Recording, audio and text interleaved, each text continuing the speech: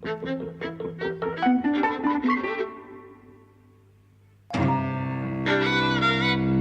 and welcome to Eavesdropping at the Movies. I'm Mike. And I'm Jose. We have seen Star Wars Episode 8, The Last Jedi. And we have a guest with us. We do. Say hello. Hello. This is Matt. This is my mate Matt. And Jose's mate Matt.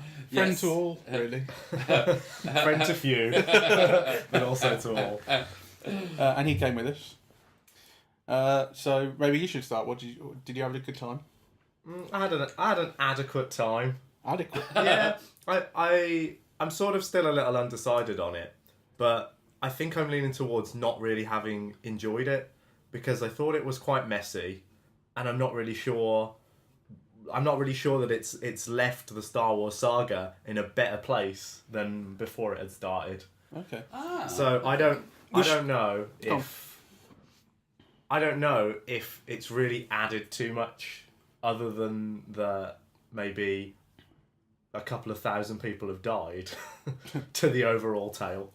It's interesting. We should say before we go on that obviously there's going to be heavy spoilers. We're going to talk about everything. I mean, anything anyone says about Star Wars will be a spoiler, and obviously we're going to talk about the lot. Yes. So just that word As warning. is usual with us, we'll As spoil usual. your viewing pleasure. We must we must get a little jingle in place that goes, and there's going to be spoilers. Like that. Anyway. So aside from whether it added or not to the Star Wars saga, did you have a good time watching it? In parts I did. I think that the worlds were really sensitive this time, and I think that Star Wars very often doesn't do that. So I like that they kept it sort of relatively slick and tight, and there were maybe only 4 or 5 environments, and they were all done really, really beautifully well. I thought that was to its credit. I thought that an awful lot of the action was really enjoyable, especially the sort of one-on-one fight scenes, the lightsaber sequences. I thought that they were the sort of second to none. But then a lot of the other stuff in between, I just didn't really sort of feel all that attached to. I didn't warm to any of the characters particularly, especially the ones that are sort of new to the story. Okay. That's interesting, because for me, I felt it had the most attractive cast of any of the Star Wars films, actually. Physically attractive. No, just in terms of being relatively human and appealing and so on, right? Because obviously the very first ones were, because Harrison Ford and Carrie Fisher, and the young Mark Hamill were kind of, I don't know, sparky, right? Like kind of, they were fun to watch. Since then, I mean, and particularly the middle ones, the McGregor, prequels. It's like, And actually, I've often loved those actors. I've loved Ewan McGregor and other things, but he's so dull in that, right? And Natalie Portman, who I worship, everything is dull in those films, really. Whereas I thought, Adam Driver and John Boyega, and I mean, they were wonderful to watch, I thought. I also thought there was more attention to the basics of filmmaking than I remember seeing in any of the other films, So, when Adam Driver's introduced, and they kind of, they give him this Byronic look, this kind of like romantic kind of, they've taken care with how they're photographing the Adam Driver for TV, who actually looks like a kind of a regular bloke, kind of a little bit ugly or whatever, and they've turned him into this romantic evil figure, right? Like, so I thought kind of all of those things were like really quite wonderful, really. The only thing that I was unsure of, it befuddled me, was the star, the young actress who's playing Daisy Ridley. Yeah, The Last Jedi, because I got her confused with Keira Knightley. Daisy Ridley can't deliver a line in peacetime. She's really good, I think, when she gets angry and when her character's got something to fight for. But when it's just a kind of pretty regular dialogue scene, I find her so difficult to buy, basically. I can't listen to her. Well, for me, the interesting thing is I shut my eyes and I really hear Keira Knightley. It's the same voice, it's the same accent, right? And then the other thing, though, is that I personally find Keira Knightley is so astonishingly beautiful, whereas... I don't. Yeah, I know. kind of there's a lot of hate for Keira Knightley. But I don't hate her. I don't hate her. I just and I certainly don't hate the way she looks, but don't fancy her. she's just you can't criticize Keira Knightley for not taking advantage of her opportunities, because I don't think she's very good. Basically, I think she has been good in things. But that's- anyway, yeah, that's nothing to do with this. that's another discussion. Daisy Ridley, I think, is also not very good. Essentially, Ah. although she has quite, but no, actually, that's unfair. I think she's better than Keira Knightley. Yeah, she probably is. She's Yes, I was going to say. I think I'm being unfair to her, because actually, when she gets angry and when she really gives herself to the scene, there's a few moments where she just kind of screams quite gutturally, and those are quite sort of. They connected with me, you know. I felt, you know, her character, kind of feeling rage and anger and determination, everything in these really properly. It's like in 300, you know, where he goes, "This is Spartan." It's so stupid, but actually, she's like, they're giving themselves so much to the scene that you really buy it. I think. What I really loved about the film was actually that they make a young woman, you know, the Last Jedi. Yeah, it turns a lot of things upside down in the series in a way that I find interesting. So, you know, one of the things that I hated about kind of the recent ones, and actually, there was a period in which I read, all the novelizations and novels, because, you know, Star Wars created this whole world, so there was a lot of novels that sprung out of it and so on, right? And it all made it seem like, you know, one of those medieval, you know, sagas where it's all about blood, right? Yeah, so, sure. you know, it really is about an aristocratic attitude to the world, that if you've got the right blood, you know, you'll be a Jedi and you'll save the world, and otherwise you can die, right? You're nothing. Yeah. Right. Whereas I thought what this film was so interesting is it turns that on its head. It really puts all of its faith in women, because there are a couple of goals, which are, you gotta protect Princess Leia. Yes. She's imperative, and she's a woman. And then Daisy Ridley goes off to find Luke Skywalker, and he says, like, "I'm no use to you. Yes. Like, I'm not here to help you." So displaces that sort of that masculine independence again. Yes. And then when John Boyega's off on his mission, right, he can't do it without the little girl he finds just hanging around in the bay.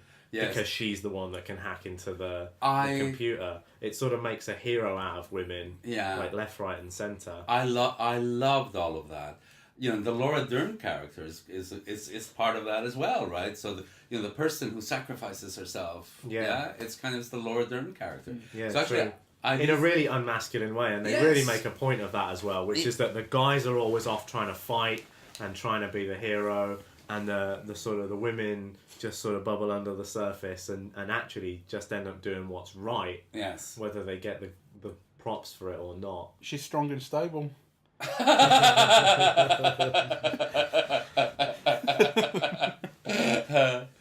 I also thought the whole racial thing was unimaginable when the first series came out. You know, like which I mean, think about it. You know, the first Star Wars comes out in 1977, and all the protagonists are blonde. You know, like they are. Yeah. And actually, it's when they go into other worlds that you see different kinds of people, and really, all those different kinds of people are Muppets or whatever, right? Whereas actually, this is a really multiracial Star Wars, and there was a while in the film when I thought, well, the reason why it's multiracial is because they probably got Chinese financing or something.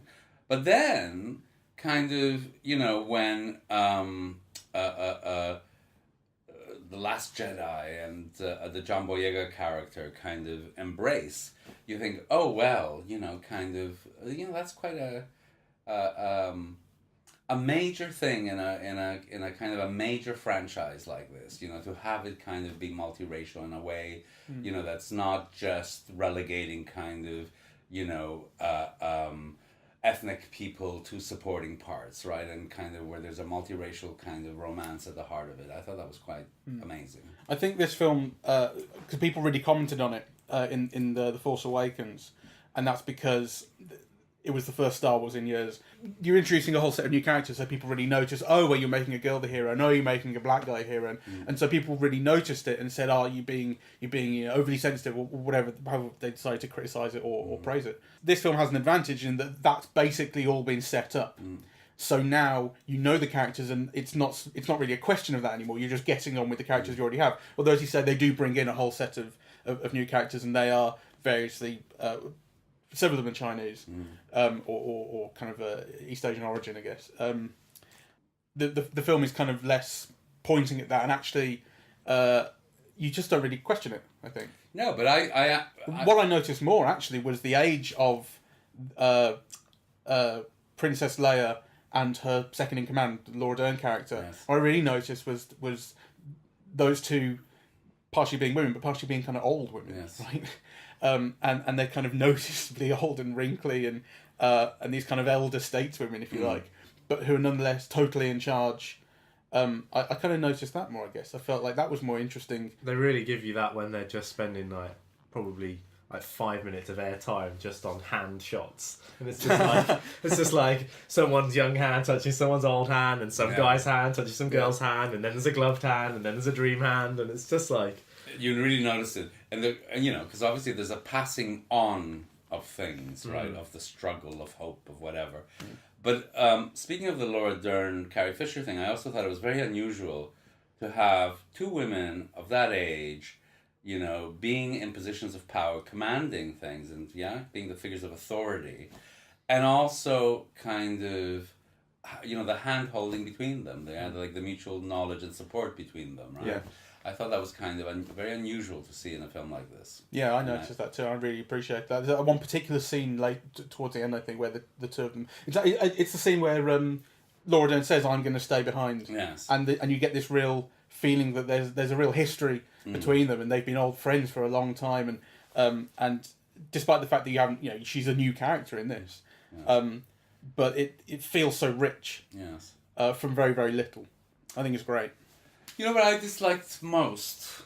The little fucking bird things? No, I love that. well, I'm sure there's some merchandise you can buy because they were invented for it.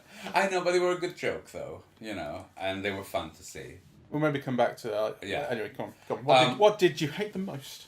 What I thought was flawed in the film was the Mark Hamill character. Really. Luke Skywalker, he's called. Luke Skywalker. Obviously, he's central to the whole saga and everything, And the thing about Mark Hamill is that if you examine what he does, he does everything well. So when he cries or when he's meant to cry, he does actually cry, and so on. But I just think he's not good enough. He's not charismatic enough. And also, there's something about his body in a heroic part, that he just doesn't carry it off. You can't imagine him, there's something trying to be evoked by having, this lonely warrior in this island in exile, kind of, struggling with his conscience. And actually, I just don't see... I see what the film is trying to do, but I don't think Mark Hamill emanates that. So I feel this struggle in the sense that I think it's lovely to have him return in a central part, to the series. On the other hand, you wonder if, maybe there was a reason why he wasn't so involved in the earlier ones. I actually don't think he carries it off.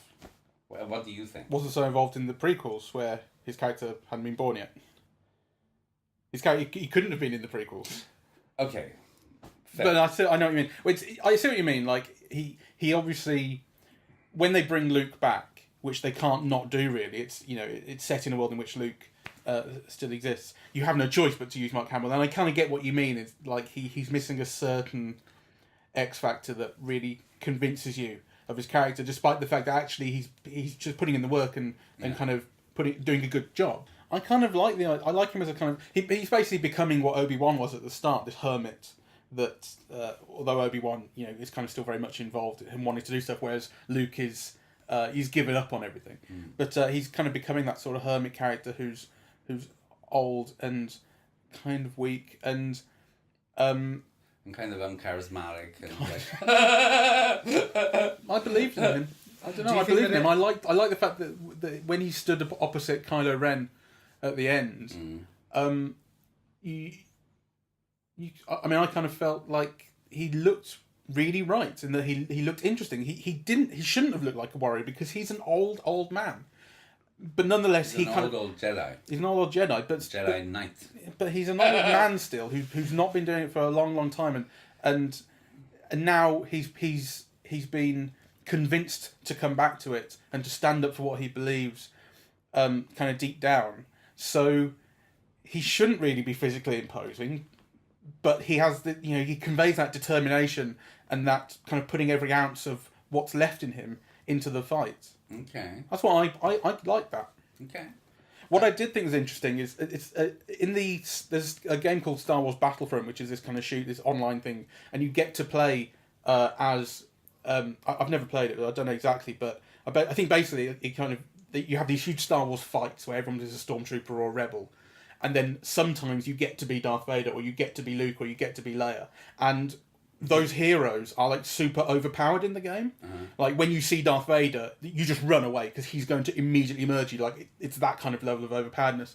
And I've never really got that from the films with Luke. You definitely got it with Darth Vader. That was his whole thing, and they built it really well in those original trilogy. But you never got that with Luke. Like he was always, despite the fact he became the kind of resistance symbol, he was always kind of a kid who was a decent fighter and a decent pilot. But I never felt it. And then in the games, it's like, if you see Luke, you run because he's going to get you. Because he wasn't played by Mark Hamill. I think that's kind of, in a way, like it somehow comes across in the game from what I've seen in a way that it doesn't in the films. And it's kind of bizarre because this film is then trying to say this is how incredible he was and what a legend he was. And actually, it's kind of suggesting a kind of legend of Luke, which I don't think was ever quite conveyed in the previous films.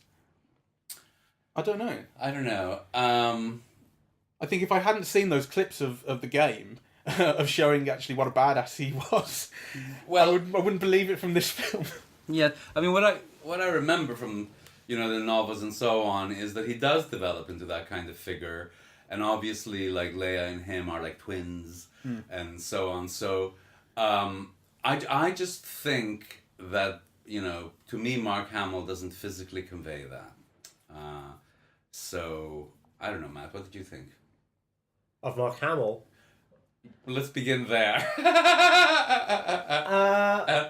I guess I didn't really think about him because as Mike says, there's not really any avoiding that he has to show up and he has to do his bit and he has to be like, is he the last Jedi? Like that's sort of what he symbolizes. But I'm not sure what you maybe brushed upon just earlier on, that like you said that he's isolated himself and he's given up. I'm not sure that he ever did give up. I think he's always trying to do what he thinks is right, but he never really knows exactly what that is, and he always needs this guidance. And that's perhaps where his development is arrested, is that he never sort of thought enough for himself or did what he thought was the right thing to do. He was always sort of guided by what everyone else wanted him to do.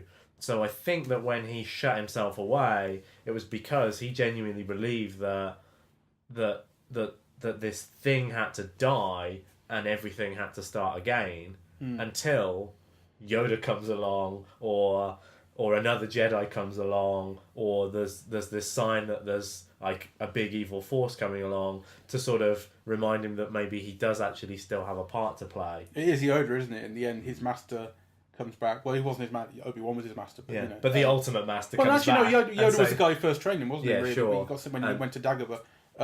So you're right, Yoda comes back. Yoda comes back and says, "You've been wrong all this time. Yes. You've actually still got to do something. You can't just sit here and this is not going to brush over." Like, I didn't like the bit. As soon as I saw those books, so he has this on the island where he's isolated himself. There's this kind of burnt out temple that contains these books, the original Jedi texts, and he goes to burn them and say this all needs to die. And then Yoda comes along and burns them for him to say, "You don't need these. You never needed these." I hated that because I thought, oh, But it's that thing of they oh, show it's up on the inside you, it Falcon, wants. don't they? Like, I'm sure there's a scene where John Boyega like opens this little locker on the Falcon, and they're just inside because Daisy Ridley's already nicked them.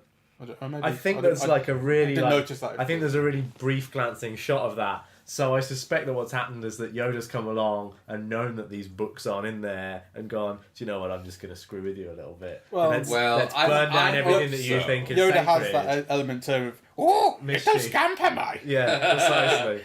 Well, I hope so, because advocating, book burning when it's like the last 5 books that contain all the knowledge of the, is really like terrible. Yeah, sacrilegious, isn't it? Anyway, Matt, since we have you here, what did you think of the design of the film? Yeah, I think that was really its strength, and like I say, I think that they kept it quite tight, and it was really, really neat because of it. So, were there any images that kind of stood out for you, or that that you found particularly memorable, or any sets? Like, which parts of the film kind of stand out for you in terms of design? I think that the strengths are always the bits where they're on ships, and I think that the way that they just go to town on all of those is always something to behold, and those are the bits where you most believe that they're in outer space, that they are in a galaxy far, far away. Because other than that, they always do tend to feel stifled by it, looking like they've just found a nice bit of the Earth that they can pretend is another planet. Yes. And it's normally Morocco. Yeah, but I think that was. This time it looked like Scotland. Actually, I think the island where Luke is Ireland. It was Ireland. I believe so. But in all those other films, like Tatooine was always Tunisia, I think. I love the way that they've used deserts in the past, and I think that works really well. Yeah. But I think that on this, the ships were really something special. And then I thought that the Gatsby-esque casino was really, really stunning. I if a love little totally shoehorned in. For I reason. thought the costumes in that casino scene, right, like the care that they taken with the costumes and the hairdos and the jewelry, right, I thought was phenomenal. I thought kind of it's the best I've seen in the whole series. But it really had to be, didn't it, to convey what the essence of that place was. Yes. Which was that it was this like gratuitous excess and the richest of the rich. And I thought, and the message of the film in relation to that is so interesting as well, because it's got a real kill the rich message, right? If you only ever get this rich by basically selling arms and killing millions of people. So, boom. It's quite an astonishing message to find in a big budget film. That was obviously kind of there, but I don't think that's not the central message of the film.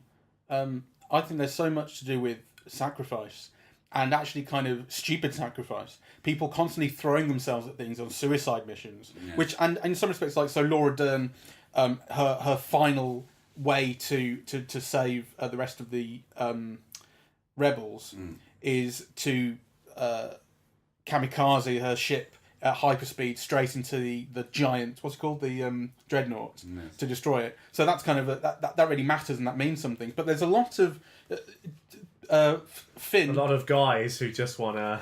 Yeah, people kind of throwing themselves in ways that they think makes them heroes. Finn throws himself at this battering ram gun that's going to take down the door where the rebels are hiding behind.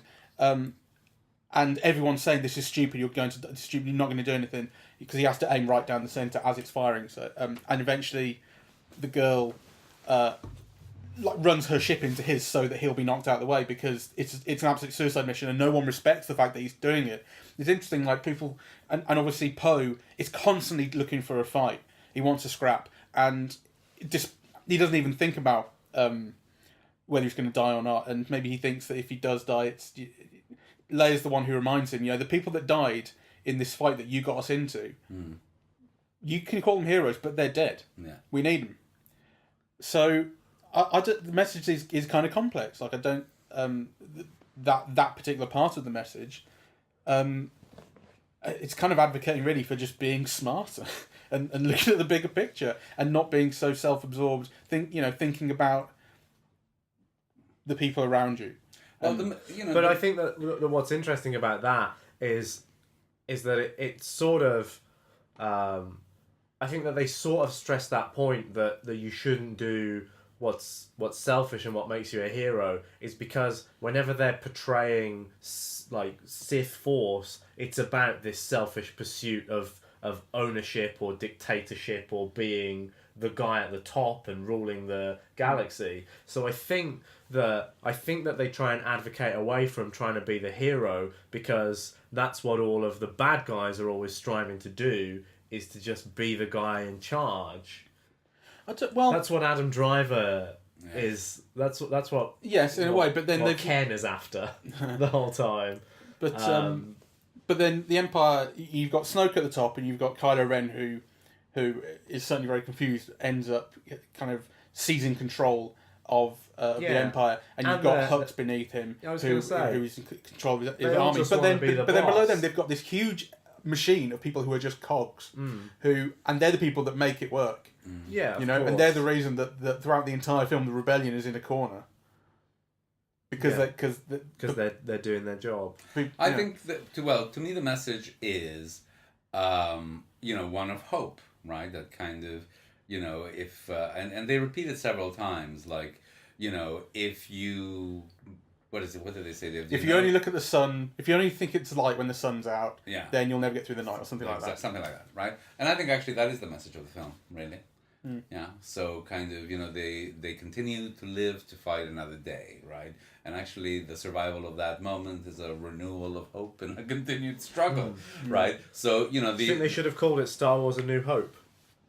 But I don't know, they are kind of the rebels, because it certainly isn't The Last Jedi. They've got 3. Yes. The rebels do seem to be kind of making it up as they go along, though, the rebels. Like, so Laura Dern character, I'm quite conflicted about, because I don't know how much she's planned ahead, right? Like, she kind of knows that they're heading towards this planet where they can send out a distress signal, and obviously Poe then kind of ruins that by being impulsive. But then Laura Dern really should say what she's doing, right? If she wants to nip that in the bud, this kind of insurgents that we want to go and fight them, she wants to nip that in the bud because it's going to ruin everything. Say, this is what we're doing, keep your hair on. No, but why would a general say that to like a captain who's just disobeyed an order? Why would you reveal the plan for the mission to a captain? Wouldn't you just put him because in he's jail? because he should have just been in prison. Because he's just ruining everything. Put him in the brig. Well, that's true. So, but I just think it's interesting because that's not a question you'd ask of Darth Vader. Why don't you reveal your plan to an underling?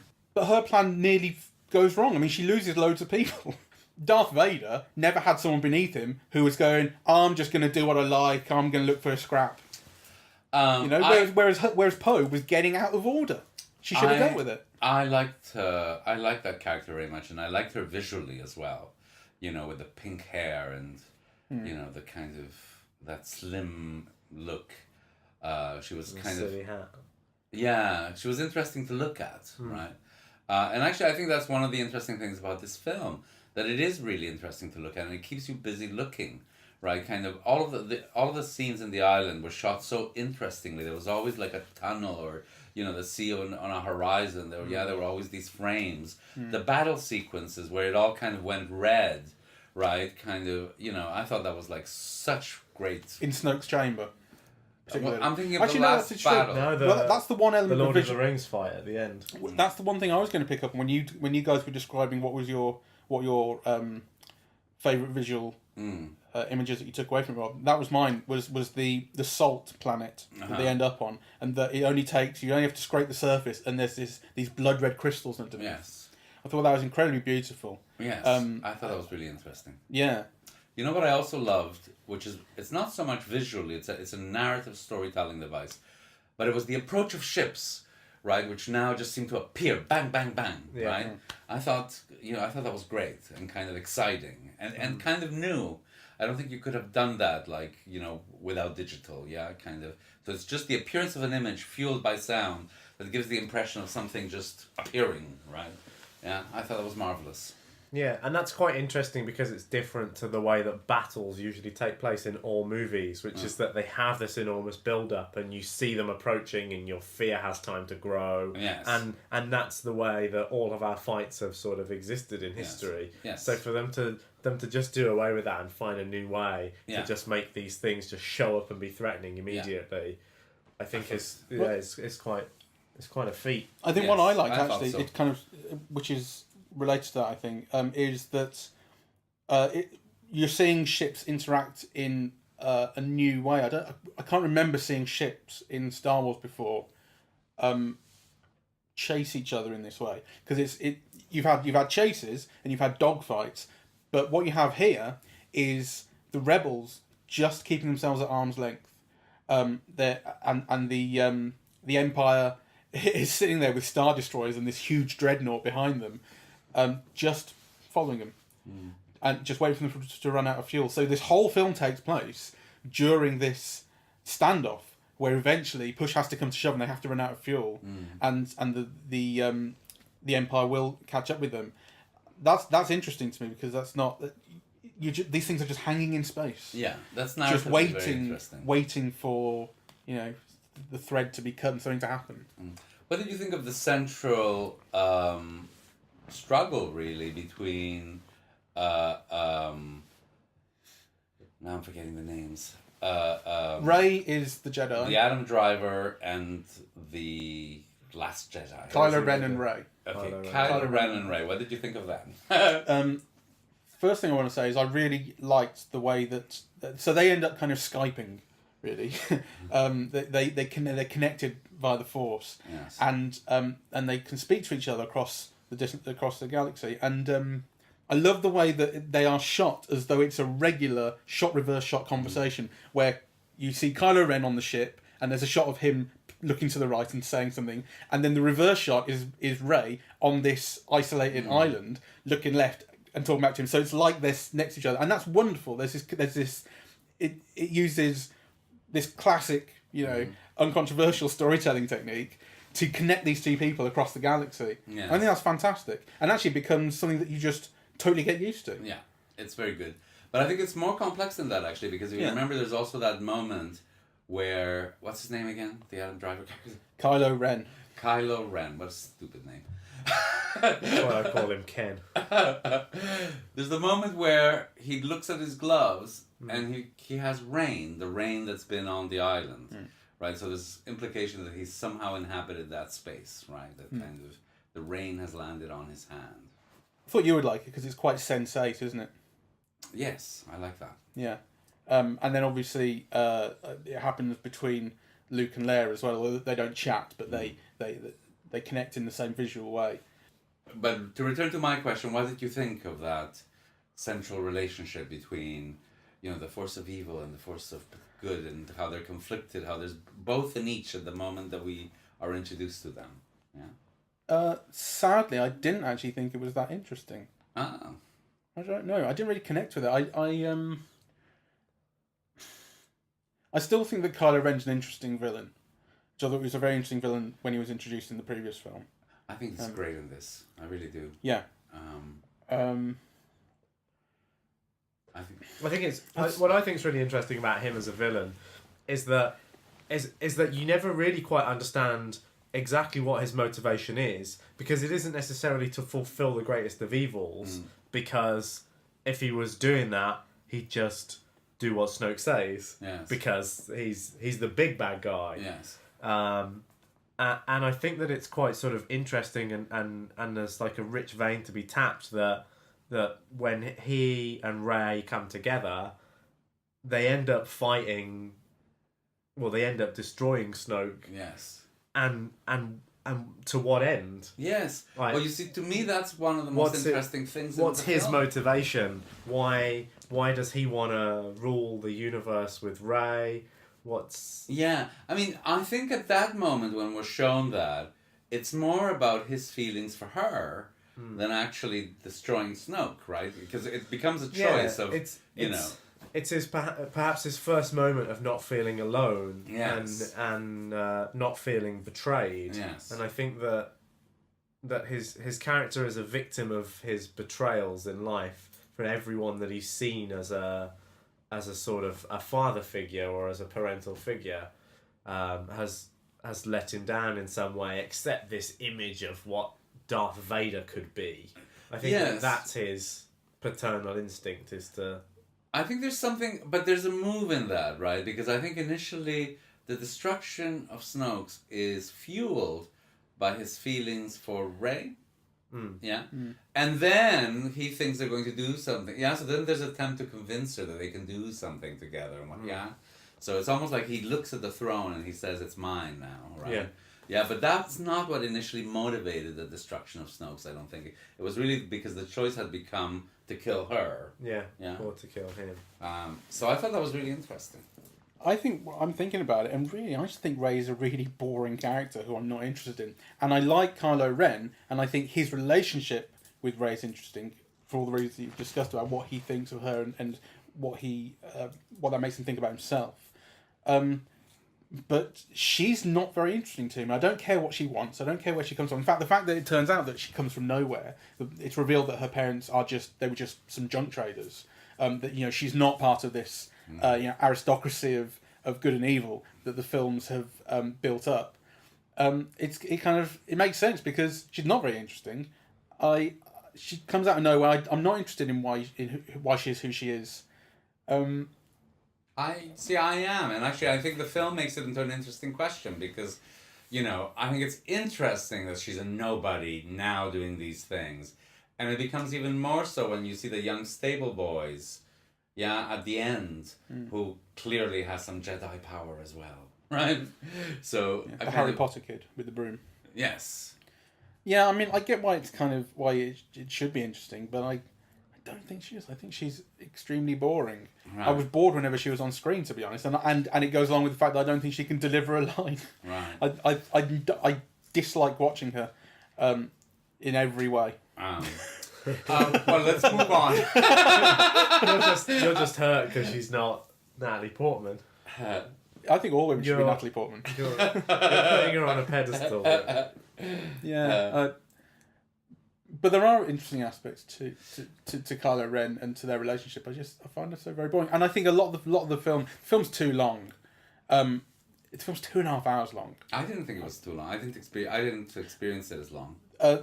Everything towards the end of the film starts to become more significant, and that's the reason I think But for a long stretch, sort of early and in the middle, I was very bored really because there's just a lot of stuff happening. There are these kind of small errands really they have to run to build up the story. So like they have to go and get when they get in touch with Maz, who was introduced in the last film, the goggle-eyed woman, and they say, where can we find someone who's going to help us get onto the dreadnought to remove this tractor beam thing, this tracer beam. She says, you've got to go find the master. What's he called? The master coder. The master code guy. And I'm going like, when she says master code guy, I'm like, it's literally just, here's 20 minutes of a bit of plot that we are going to have to do. What will Star Wars fans like? Let's put some of that in. Yeah, here's a side quest. I think go off on this and spend some time. I really hated that because I thought, why waste this? This is just a. It's not a huge waste. Obviously, they go to this planet and stuff happens, and then the kids on it come back at the end and so on and so forth. And the relationship between Finn and the girl he's with is developed. Yes, but it is still, there's a lot of bits of business stuff happening that aren't really that significant in but a plot I like sense. that, and I think it is significant because we're introduced to the Benicio del Toro character, the master coder, who is marvelous. Yeah, I thought. Don't be biased because you're Hispanic. No, I think he is marvelous. Don't be biased because he's definitely the best guy in this whole movie. Yes, exactly. That's not true. I think Gleeson was, I reckon, actually. No, I think Adam Driver's great.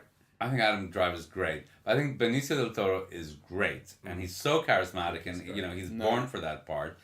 And I don't think he's bad, but he's not. He's special. fantastic. No, and he introduces another kind of moral dimension to the film. He's the new Boba Fett, isn't he? Yeah. He's the new gun for hire. Yes. Character who's like just destined for greater significance in the Star Wars universe, I think. I hope so. I hope we see him again. But actually, what he introduces is, the notion that kind of embodied by Bogart or something. People who've seen the war and say, well, this is shit and that shit, and really kind of you just got to survive and kind of skate through this, right? And all kind of these idealist and moral positions are all kind of bullshit. That's what he's signifying. So actually he straddles, that opposition between like good and evil, right? And he kind of glides underneath it. And I do think it sets up resonances in the narrative. It's not just about, you know, being a rebel or, you know, this black force, right? Kind of, you know, there's another way, which is to not care, to just survive. So it's not idle. Yeah, but I think you're overstating how good Benicio del Toro is. I mean, he's not bad, but I didn't come away from it going, oh, he stole the scene. He didn't. I thought He was he fine. stole the scenes he was in. Well, he's not going to steal any other ones, is he? I really think he stole the scene where they were riding around on horses for some reason. I just think, well, I mean, that's kind of neither here nor there. I still think there is too much stuff for a long time that feels quite inconsequential or directionless. I couldn't agree more, and that's why when you asked me at the start what I thought about it, I was a little trepidatious because I still think that there's like 40 minutes that you can just probably bring down to 10. Okay, well, you know, you may be right. I mean, I wouldn't want to be the one to make that, to do that edit. I wouldn't be the one who did, because obviously the film is very full. Yes. But what it's full of early on, I think, doesn't have enough connective tissue or not enough of a driving force behind it. That later on comes in when things start to feel more climactic and more significant. Obviously, they can't feel climactic the whole way through. Well, I don't necessarily disagree, you know, but I also think it's the best Star Wars movie that I remember. You know, Better than Episode 5, yes, which you love. Well, yes, I kind of, you know, that had been my favorite one until this one. I like this one better.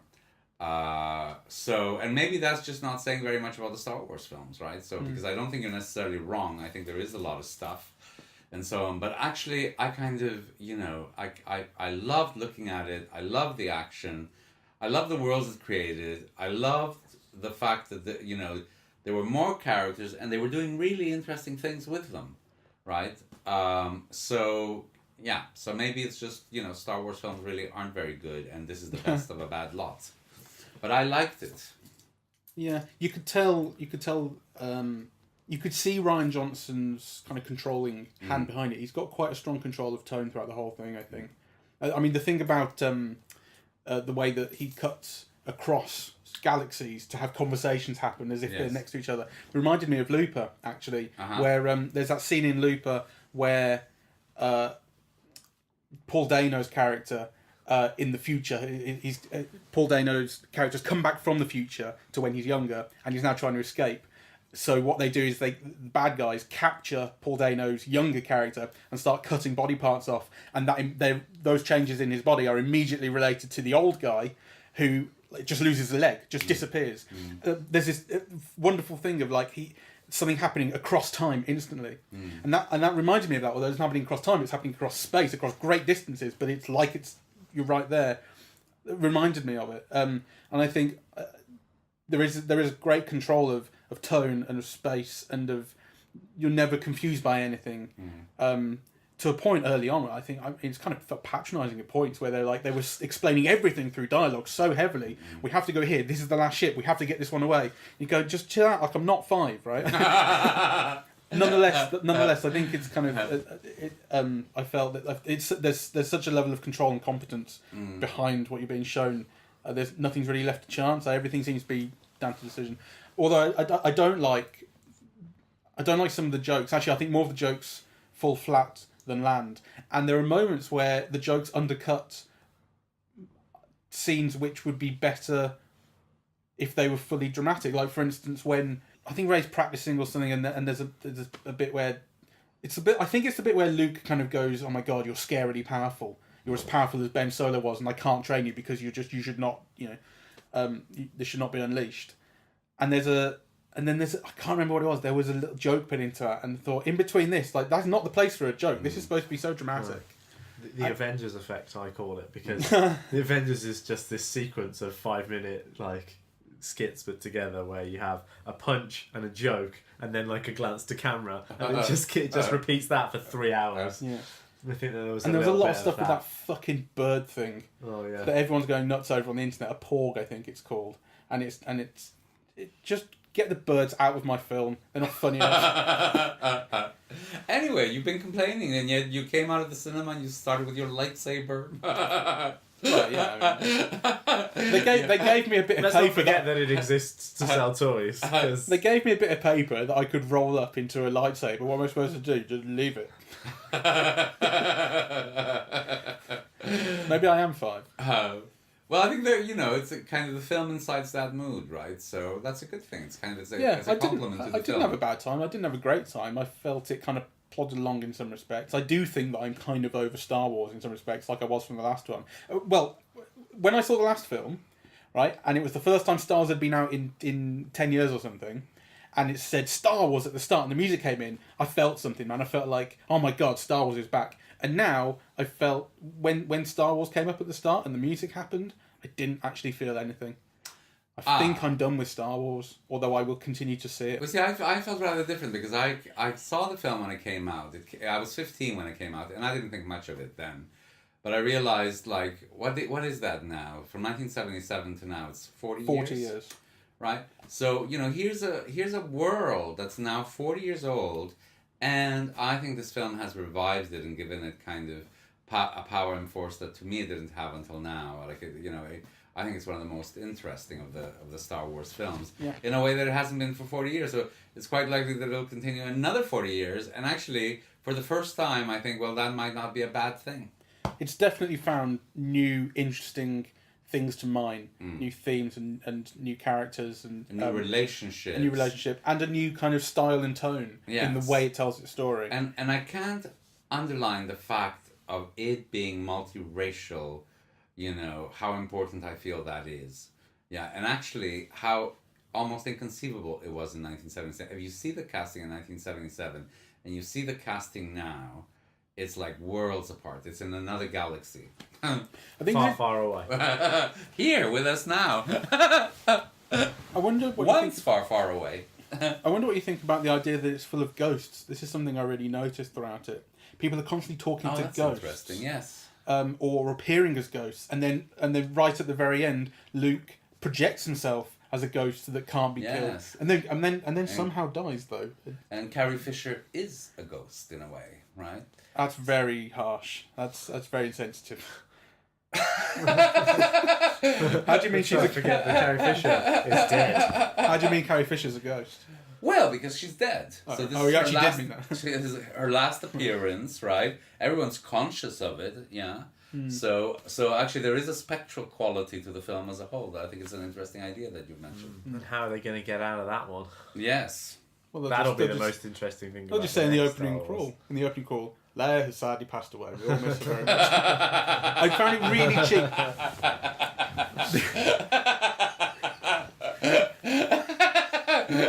Boo-hoo. Moving right along. Okay, final evaluation of the film. Would you advise people to see it? Would you recommend it? Do you think it's any good? Yeah. Yeah, I think I It sort of is, it starts to build up some real tempo, and the characters start to, you really feel the characters, and towards the end of the film when you're cutting between these 3 different places, when you've got Finn and the girl trying to do the one thing, and you've got Rey doing the other thing, and you've got the Resistance. It cuts between them very effectively and builds a pretty great climax. And the scene, they end up on the salt between Kylo and Luke. I think it's terrific, and I think the twist in it is great. I mean, if people, if you're listening to this for a recommendation, we spoiled it. So, but I think that twist is really good. I didn't expect that. Okay, Matt, what do you think? Yeah, I'm not too sure because I guess I didn't really know what I was going into it expecting, and I didn't come away feeling any different to that. Like I still don't really know. I still don't really know too much about whether this is a film that adds something to what the fans want or to what people who love cinema want. Like it's this weird sort of pastiche of things where it's got like elements of all of these things, but perhaps none of them really come together. Okay. Well, for me, it's my favorite of the bunch. I kind of, as you pointed out, Matt, there's a real kind of female-centeredness about this film that feels kind of very interesting and unusual. I love the multiracial casting and what the film does with it. I love the look and the design of it, and actually some of the ways that this, some of the action bits are terrific. So it's really my favorite of the bunch. So I acknowledge the faults that you both have with it. I think it has a good director. I think it has the right director, actually. Because when J.J. Abrams made the last one, all of J.J. Abrams' films feel like each other, or they feel like they all live in the same universe. And because he did Star Trek, I think that's a problem. Like, it's not about whether one's better than the other, whether Star Trek is better than Star Wars or vice versa, but they can't feel the same. And this feels like Star Wars in a way that the last film actually kind of didn't, I think. This feels more authentically Star Wars in a way. I don't really know how to convey it otherwise, but like the last film felt like it knew it was Star Wars, and this film feels like it is Star Wars. A good note to end. Well, thank you very much, Matt. No problem.